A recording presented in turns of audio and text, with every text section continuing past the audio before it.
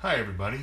Today we are going to talk about pasta sauce, or as we call it where I come from, sauce. We're going to talk about sauce. You know what I'm saying? Forget about it. Anyway, so the recipe is already on the I'm Hangry All site. I've already written it down and put it into a blog post on there. But I wanted to make a video to show you how it's done as opposed to just walking you through line by line. So this is what this video is about, and I will link to that blog post with the recipe on it in the description for this video, so you can take a look at it. But basically, I'm going to take that recipe and double it. So it's easy to scale it if you wanted to do that. If you wanted to make a larger batch to can it like I'm doing, this is a very small amount of canning. It's probably going to come out to maybe 4 to 6 quart-sized mason jars, probably less than that even. But I wanted to show you the technique and show you the canning process as well, at least for sauce. I'm not going to show you canning for everything, obviously, but if you do the sauce and you want to put it away and you want to be able to use it again later, you can can it in large mason jars, small mason jars, however you want to do it. But I'll show you that process as well. And without further ado, we're going to go ahead and get started. And I will see you back over at the stove.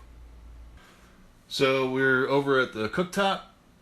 I've got a pretty good sized pot on there on my large burner. I've got my burner on, I should probably put that down to about 6, so about medium.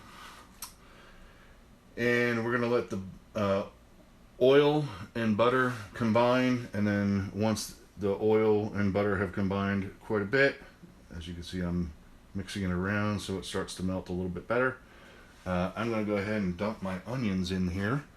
As you can see, the onions go in, and we're going to try to get as many of those out of there as possible.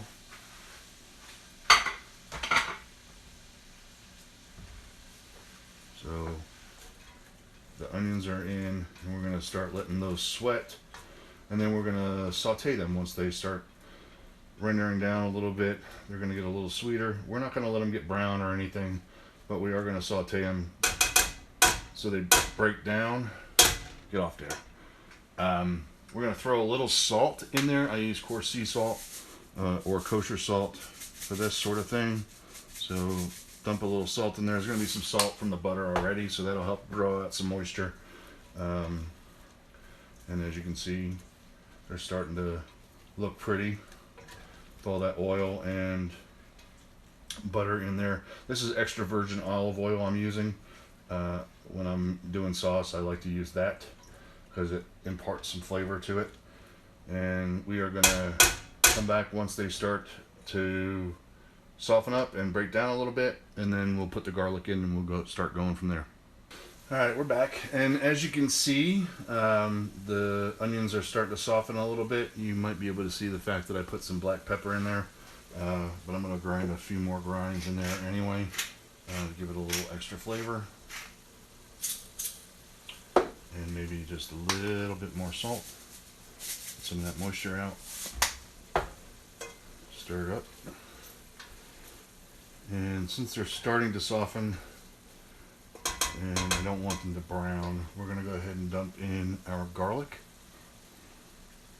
So the whole lump of garlic goes in there. This is about, I don't know, 8 to 10 cloves that I minced up ahead of time. I'm going to go ahead and mix that in. By the way, the amount of onions was one whole, I'd say a medium size onion. It wasn't too small, wasn't too big. It was about perfect. And it was a yellow sweet onion. You usually like to use either yellow sweet or red onions in my sauce, depending on what I have access to. I also sometimes will throw in a good sized large shallot in there, dice it up nice and fine and throw that in there to add extra flavor. So I really wish you could smell this because it's starting to smell extremely delicious. Very, very fragrant. And I'm going to even that out a little bit Try not to make too much noise while I tap that off. And I like to add a little Italian seasoning, just basic Italian seasoning. It's rosemary, a little bit of thyme, some basil, and some oregano. And I'm going to dump about half of this mixture in there so it can start imparting some of its flavor into the oil. And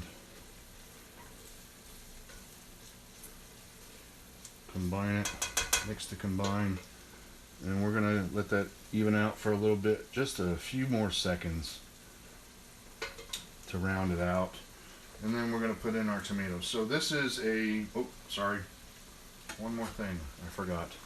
I'm gonna put in a few leaves of basil to impart some flavor into the oil, and I'm gonna leave them in there. You know, some people say don't do it until the end, but I'm going to leave them in there to get as much as we possibly can out of that basil into the sauce. So we're going to let that fry a little bit, saute, fry, whatever you want to call it, and impart some of its delicious aroma and flavor into the oil, and then that will be obviously combined into the sauce. But again, it is starting to smell fantastic in here, and I wish you guys were here so you could smell it too. Alright, it's starting to soften up pretty good. It's imparted quite a bit already. Now we're going to dump in our tomatoes. So I have I think in the restaurant business they call it a number 10. It's about 6 pounds 9 ounces of tomatoes, and you want to be careful obviously, because it's going to spit a little bit and flop everywhere. As you can see, I've got some stuff on my counter, but you know, if you're not making a mess when you're cooking, you're not doing it right. So that's the way I look at it.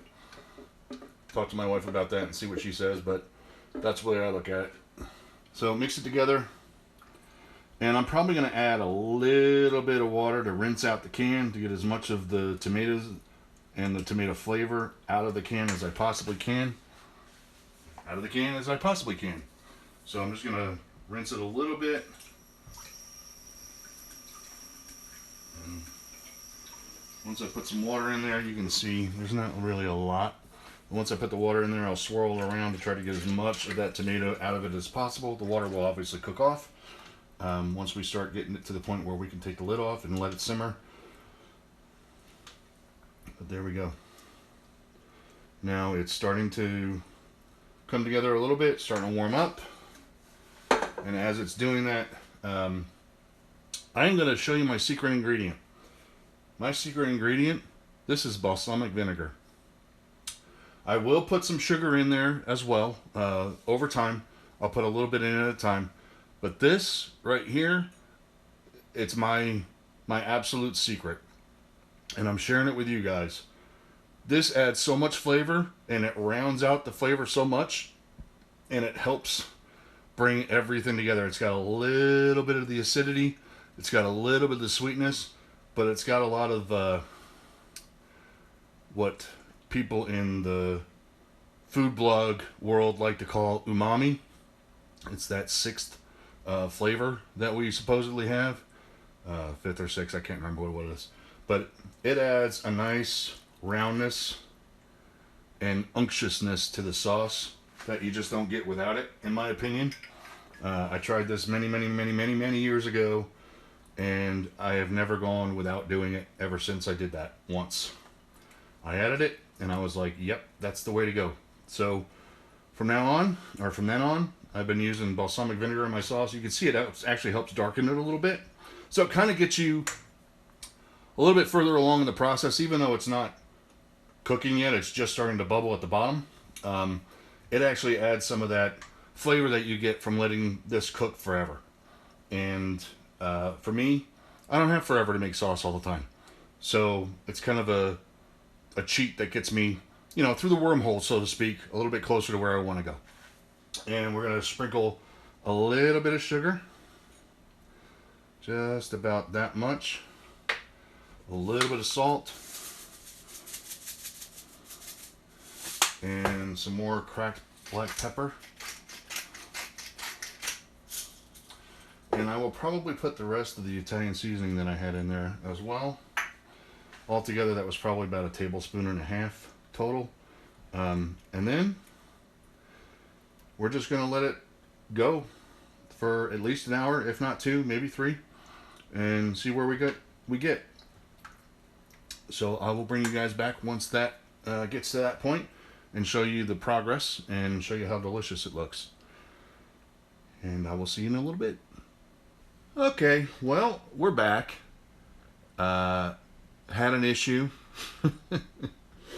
So let this be a lesson to you, like Fire Marshal Bill used to tell you on In Living Color. Let this be a lesson to you. Pay attention to what you're doing with your sauce, because something happened to mine that I've actually never had happen. I wasn't paying a very close attention, and I had it on medium while I was taking a break, and I didn't stir it, and it turned carbon black on the bottom. So I attempted multiple times to rescue it and get the black burnt bits out of the sauce, and I couldn't, because the more I stirred, the more they came off the bottom. So I dumped it and I had to start over. So we are on round 2. Again, never had that happen to me before in my life. Always pay attention to it, and this time I didn't. So that's what happens when you don't pay attention to your sauce. You burn it. So redid it. It's been going for about an hour. After I redid it, sauteed onions again, sauteed garlic again, dumped more tomatoes in, Italian seasoning, all that stuff. So basically the same exact sauce, only just round 2. So it's been on 2 on my stove for about an hour. So this is what it's supposed to look like. And it's getting nice and happy in there. Put more balsamic vinegar in, more sugar, more salt, pepper, all that stuff. Like I said, had to start over. So here we are. And what I'm going to do now is probably let it simmer on low for another hour, maybe. But I used half a stick of butter in with the oil to saute the onions and garlic. And I'm using the other half of the stick to meld into the sauce. And this is not something I see people do a lot, but I really enjoy what happens when you put the butter in there and let it slow melt. It helps round it out and sweeten it up a little bit and smooth it out. It kind of helps emulsify the sauce just a little bit as well. It's wonderful. It really is wonderful. If you've never put butter in your tomato sauce before, you really should. Anyway, so this is where we're at. We're going to let it simmer on low, very, very low, so it won't be popping out all over the place, all over the cooktop, but it will bubble a little bit, so you just got to keep an eye on it. Even though it's on low, just check it every now and then, give it a stir. You don't want it to burn. Then you have to start over. So one more thing that I like to do on occasion when I have this available, this is so you can see it, this is a Parmesan rind, Parmigiano Reggiano rind. This is what's left over when you have a little like slice of Parmesan. Technically, Parmesan, as we say it here in America, or Parmesan, is an Americanized like knockoff of Parmigiano Reggiano. And Parmigiano Reggiano can only be made and only be called that if it's made in certain areas of Italy, certain regions of Italy. And it can only be called that if it's done in a certain way. So Anytime you see Parmesan, it looks like Parmesan, Sean. That is Americanized, or somewhere it came from somewhere else. It did not come from Italy, or it did not come from the legal regions where it's supposed to be made as Parmigiano Reggiano. Anyway, so this is Parmigiano Reggiano rinds. These are great for soups, stocks, stews, and pasta sauce. Throw it in there. It adds an extra something that you just can't get without it. So let that sit in there while it's simmering, and let it meld and get nice and happy. So I will be back once this is done, and we'll go ahead and start canning it at that point. And I'll show you that process as well. Thanks for watching. I'll be back in a bit. So I'm back, and we are now ready to put the sauce in the jars. So I had the jars, I washed them off, then I put them in the oven at 170 for 20 minutes to make sure that they are completely sterilized, and obviously to heat up the glass as well so it can accept the hot sauce without causing problems. So we're just going to fill it with this sanitized funnel that is specifically made for jars and canning. So we're just going to fill it as close to the top as we can get it, and then we're just going to cap it. So don't forget to wash and sanitize everything that is related to the canning. Even though you're using heat, you just want to make sure you don't give the beasties any opportunity to reproduce or live. I think one more ladle will probably get us there. Yeah, maybe just a little bit more. Okay. Yeah, that's good. Okay. So we're just going to cap it. And then we will put the ring on it after it. You want to let it sit to the point where, sit on the counter, to the point where you hear it go tink. You'll hear that the top gets sucked in after it cools off. The heat creates the vacuum, and then you put the ring on it to hold it on to make sure that it doesn't go anywhere. And that's it. That's sauce. That's sauce from New York over there. You know what I'm saying? Forget about it. That's it. And we've got it canned, and we are pretty much done. So if you have any questions or comments or concerns, feel free to message me or put it in the comments on the videos, and we'll talk to you soon, hopefully. Have a great one.